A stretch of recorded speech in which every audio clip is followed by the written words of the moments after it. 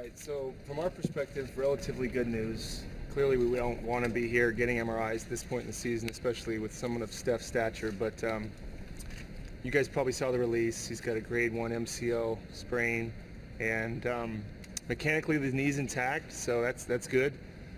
So it's one of those things where we attempted to put a timetable on it, which is 2 weeks. We're going to reevaluate it, but we'll know a little bit more hopefully after the first week. It's how his body responds to rest, treatment, things like that. There's nothing surgical needed, and like I said, it's unfortunate, but we got a game in 2 days, and we'll focus on that, and we'll move forward the best we can. Bob, what are the treatment options, and do you have PRP? You know, we're exploring different things as far as treatment options, but at this time it's just rest, ice, things like that. Nothing we haven't all seen before. 10 years ago they would have called this a knee sprain, and you take some aspirin or whatever and play. But obviously everything's so much more sophisticated now. You can characterize it much more specifically as an MCL grade 1. So I was with him at the MRI today, and he was pleased at the outcome, and so he's focused on getting back as soon as he can. Bob, I know timetable picked up, but when you say reevaluate in 2 weeks, does that mean he is not playing? Absolutely not until May 9th at the earliest, or is there some little room there? Yeah, I think Tim absolutely is.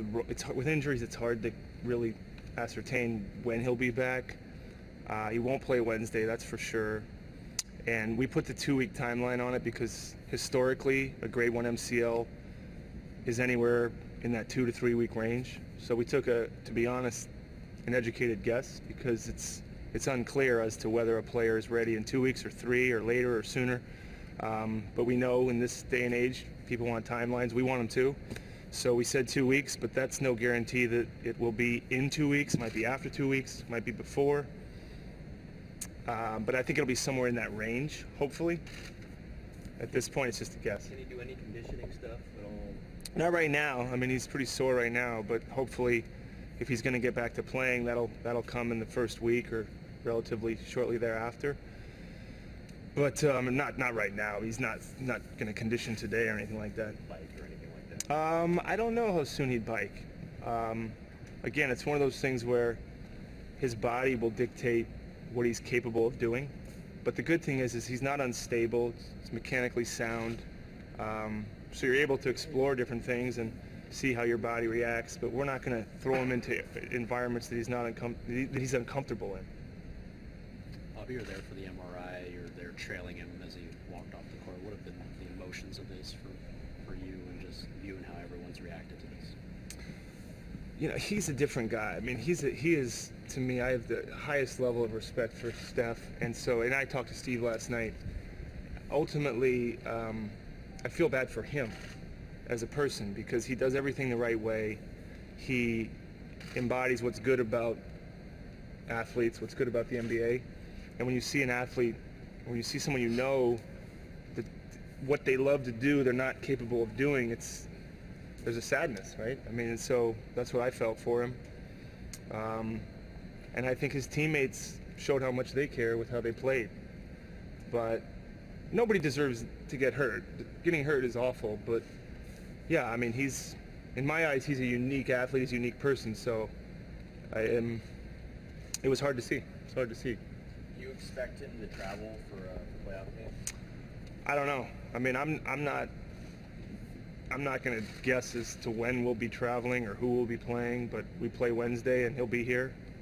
Beyond that, I haven't thought about it really. Did you have any issues with the court, moisture on the court? There did seem to be a lot of slip and roll. No, I didn't. I think nobody's to blame here. I wouldn't blame anybody. But what I saw, and I could be wrong, is that Motiejunas slipped, and that created a wet spot. And if you play basketball, that stuff happens, unfortunately. And 99% of the time, the guys are out there wiping that up. But usually it's a dead ball. And this situation, it wasn't. And then he runs over it, and you guys have seen a lot of sports. These things happen. And so it's over. It's done. The MRI is over. That's over. Everything's done. Now it's about the guys that can play, go play. And when he can play, he'll play. And so I think, and I actually don't think anybody's to blame. I wouldn't hold anybody accountable. So we move on. So I know a lot depends on how his body reacts to all the treatment. But best case scenario, when you say potentially in 2 weeks, you mean playing a game in 2 weeks? Yeah, I mean, I would suppose that if he's able to do some things, that's a timeline. When we say 2 weeks, 2 weeks to return to basketball activities. But if it's not 2 weeks, don't go crazy. If it's before, that'd be great. If it's after, it's after. I think it's easy to, it's a sprain. So we all recover from sprains differently. My body's different than all of yours. You sprain something on your body, it might take me 2 weeks, it might take you 1 week, it might take you 3 weeks. I don't know.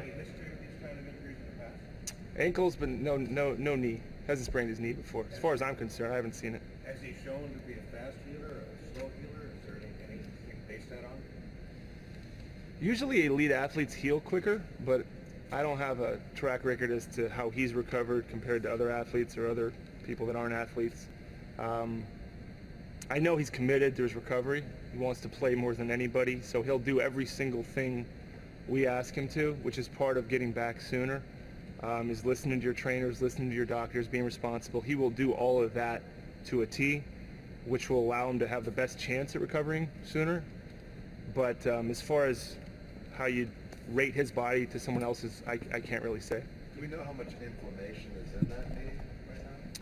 There's no inflammation in the knee. There's inflammation outside the knee. If there's inflammation in the knee, that's where you look at other things like an ACL or meniscus tear or something like that. So that was encouraging. But as far as inflammation, there's a little bit of swelling.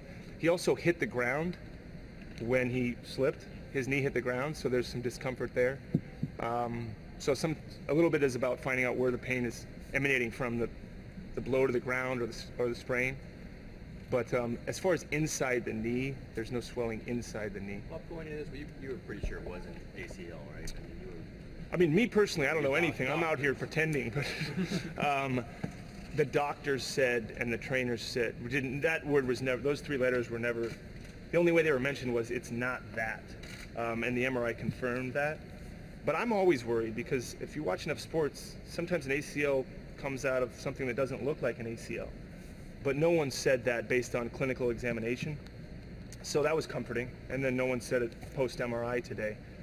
Which, if you're sitting here or part of our organization, the bigger fear is big picture, long term, and that doesn't seem to be what anyone is saying. That's not what occurred. Real big picture question here with the injuries he's suffered now in the first round playoffs. Would the organization be in favor or not in favor of him playing in the Olympics? I don't know. I mean, I honestly haven't even thought about it. I mean, that's not something I've spent a lot of time thinking about. I don't know if he spent a lot of time thinking about it. I'm thinking about Wednesday night. I'm thinking about him getting healthy, but I haven't thought about it. We haven't thought about it. I mean, there's a lot of time to think about that down the line. Bob, you've set a certain standard after the ankle injury about wanting to be 100%, even playing it safe to some extent. Does the standard change with this particular injury that you need him all the way back to where everybody feels confident, or does if you do go 2 weeks or later, it could be a more significant game possibility in your face? I think the question is, would we put him, how cautious will we be to his return to play? We know who he is. The whole world knows who he is, so we're going to be cautious. I would hope we'd be cautious with all our players. We'll certainly be cautious. We have a great medical staff. It's interesting, even in the game, Steph, what's beautiful about him is he wants to play all the time. But when it gets down to the 1 yard line, even he knows that he either can or can't. So he's been around. He knows we've got great people. Steve is brilliant. Steve said to him, "You got to tell me." And that's when Steph put his head down, and we all saw him bend over. And that was Steph's answer. I can't do it. So Steve, we're lucky to have a coach that's played, that's competed, to be able to kind of communicate with Steph and help him make a difficult decision in the heat of the moment. So we'll listen to him. We'll listen to our group. We'll watch him. Prior to that game, he played 3-on-3, played 5-on-5, and I asked him in the third quarter, by the way, how was your ankle? And ankle's fine. He didn't feel anything with his ankle, because I was curious, because he hadn't played. And so we'll be cautious, and he won't play until he's completely ready to play. Can this team still win a championship without Steph Curry? I believe in our team. I believe in our coaching staff. I wouldn't count them out, but I'm not great at making predictions. I didn't think we'd set the record. I think I said it was going to be impossible. So, ask someone else. It's important what the players think, and they believe in themselves. I believe in them. The coaches do. So, we're lucky to have the group that we have. It's one of the best group of players I've ever seen, as far as people, and they'll come together and they'll do whatever they can to meet that goal. Last question. Is there more willingness to take on risk considering the stakes? I mean, I guess another way to frame it is, would you be making this decision the same way of when he comes back, the way you would in January? That's right. I think we would. Yeah, because the last thing you want to do with any athlete, any person, is put him in harm's way or put him at risk. So that's our responsibility to him, to advise him as to what is the healthiest way to return to activity, whether it's in the regular season or now. I understand the playoffs have a different magnitude. We all are aware of that. But we got a long way to go if we want to meet our goal. We still haven't advanced out of the first round. We're still in a series. So it's a situation where you got to get in a room with the best people and have that conversation. And I think we did the right thing with his ankle, and he was healthy. But unfortunately, there's some wet spot on the floor, and that's part of it. So, like I said, we get together as a team, and they move forward.